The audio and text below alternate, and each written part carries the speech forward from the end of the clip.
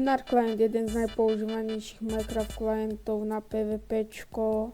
Používalo veľa ľudí, neviem koľko.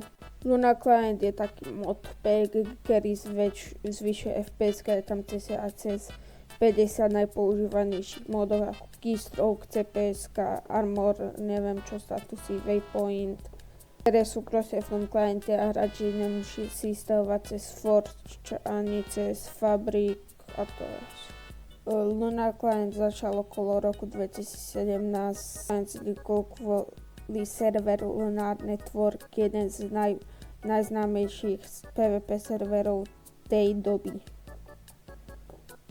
Rok 2020 bol známy najmä kvôli Badlion Client proti Lunaru, lebo Badlion spolupracoval s veľkými servermi. Aj Lunaru bol však viacej prepracovaný než Lunaru.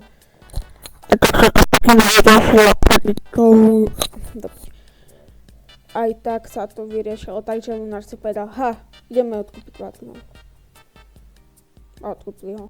Aj tak dneska Lunar Client podporuje takmer 80% PvP hráčov a veľká časť sú survival komunita.